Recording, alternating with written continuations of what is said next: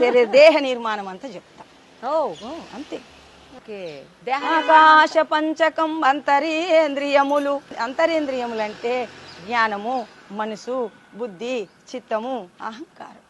ఆకాశ పంచకం అంతరేంద్రియములు ప్రాణాదులును వాయు పంచకంబు. జ్ఞానేంద్రియములైదు వైశానర పంచకంబు అప్పు పంచకంబు శబ్దాదులైదు. కర్మేంద్రియములైదు కడభూమి పంచకం ఇట్టులు 25 ఇంద్రియములు. ఇవి ఆత్మగాదని ఇన్నింటి నెరిగేటి ఎరకయే పరమాత్మయని ఎరింగి సాంఖ్య యోగంబు సాధించు సజ్జనుండు ముక్తి జంతును మీ పాద భక్తితోను. రమ్య గుణధామ భద్రాద్రి రామ పరశురామ నరసింహ దాస సంరక్షిత. అసలు 2 చేతులు ఎత్తి నమస్కారం పెట్టాలమ్మా మీకు. మీ లోపలున్న ఆయన గాయనే, నా లోపలున్న ఆయన గాయనే.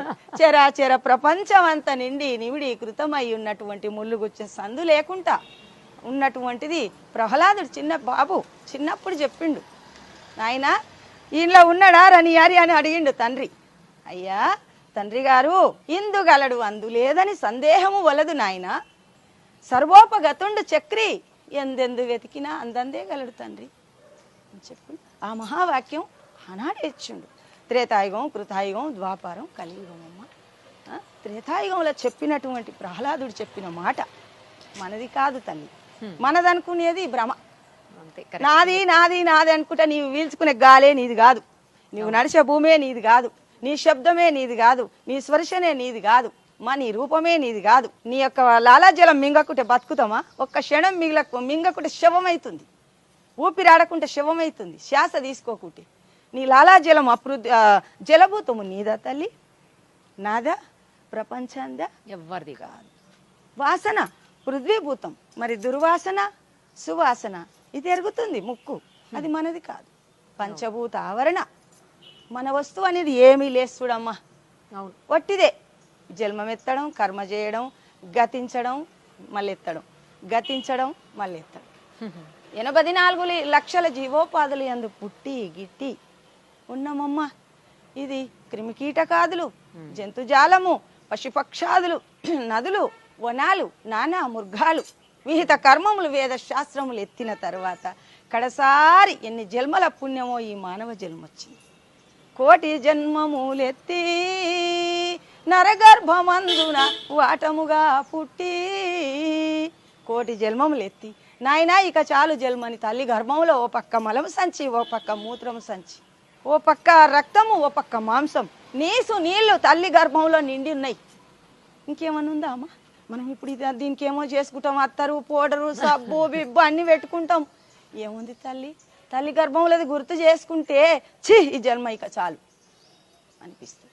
నారాయణమ్మ, మీరు ఇక్కడ ఉండాల్సిన వాళ్ళు కాదు, అసలు మీరు సఫాయి కార్మికురాలుగా అర్థమైతే గురుదేవుడు మా అమ్మ పెట్టింది. అమ్మ పెట్టిందమ్మా.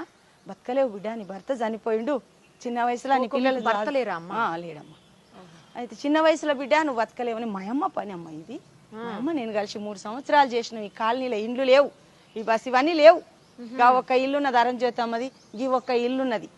అప్పటి నుంచి ఇక్కడనే ఉన్నది. మా అమ్మ చేసింది చాలా రోజులు అయినాక నన్ను పెట్టినాక నేను చేయబట్టి 22 సంవత్సరాలు. అబ్బో, అడవి ఇక్కడ కొండలు ఏం లేవు అప్పుడు. అప్పటి నుంచి అసలు మీరు ఇది కాదు అదే అంటున్నా, మీరు ఇది చెయ్యాలి. ఇది ఉంది బాకీ తీరితే ఉండబోదు, ఇది తీరితే ఉండదు. కర్మ రాకపోకటే కాని భయమేమీ లేదు. భజించవే శివుని మనసా, ఎంత పాపకారివే నీవు గడుసా, భజించవే శివుని మనసా. నీకే పెడతానమ్మా. మీ దగ్గర ఎంత జ్ఞాన సంపత్తి ఉందమ్మా, దానికి చదువుకోవాల్సిన చదువుకుంటే పుణ్యాత్ములు అది దోసుకునే వాళ్ళు అంటున్నారు. నేను లేదమ్మా చదువు అస్సలేదులమ్మ. నేను ఏలుముద్ర వేస్తుంటే ఈ పనికాడికి వచ్చినాక ఊకే ఉసుకెలా రాసిన, అది కూడా కరెక్ట్ గా రాదు. ఇప్పుడు వణుకుతా ఉసుకులో రాసిన. మరి ఇంకేం సంతకం ఎట్లా పెడతావు మళ్ళా? అదే నేర్చుకోవాలంటే చాలా కష్టపడ్డామా. సంతకం అది కూడా కరెక్ట్ గా రాదు, పిచ్చి పిచ్చిగా వస్తుంది. ఇంత నాలెడ్జ్ ఉంది, ఇంత జ్ఞానం అమ్మా. గురుడు లాభించేనమ్మా, గురి తెలిపేటి ప్రభుడు లాభించేనమ్మా. గురుడు లాభించేను శరణన్న వారిని, కరుణించునెవరైనా హరమారెంచని తండ్రి. గురుడు లాభించేనమ్మ గురి తెలిపేటి ప్రభుడు లాభించేనమ్మ పాద తీర్థం బిచ్చియు ప్రసాదమును పరిపూర్ణ దయలుంచియు పాలమందున బ్రహ్మ వ్రాలు తూడసి వేసి పరమా మంత్రంబును త్వరగా బోధించేను మరసిపోయిన స్వస్వరూపము మరల నామది కెరిక చేసియు శరణనిన కరుణించమురియుచు గురుడు లాభించేనమ్మ గురి తెలిపేటి ప్రభుడు లాభించేనమ్మా. మీకు రాయటం రాదన్నారు, రాదు. చదవటం అన్న వస్తుందా అమ్మా? చదువుడు ఎక్కడదమ్మా? అది లేదు, చదవటం కూడా రాదు, లేదు. రాయటం రాదు. రాదు. ఇంత పెద్ద పెద్ద పదాలని అసలు ఎక్కడ చిన్న తప్పు కూడా ఇవే లేకుండా- చిన్న చిన్నయేనమ్మా, ఇంకా పెద్దవి ఉన్నాయి. అమ్మ బాబోయ్, ఇంకా పెద్ద అంటే చదువు రాని వాళ్ళకి రాయటం రాని వాళ్ళకి ఇవి పెద్ద పదాలు కదమ్మా. ఇక పెద్దవి అంటే అమ్మ చదువుకున్న వాళ్ళకి ఏముంటదంటే ఓహో ఫలాని పుస్తకం చదివితే గది అది మనం చదవచ్చు చెప్పొచ్చు అని అటువంటి భీకరమైన ధీమా వాళ్ళకి. మాకేమో గురువు గారి దగ్గరికి పోతేనే బోధ, Great లేకుంటే అసలు. బాధ.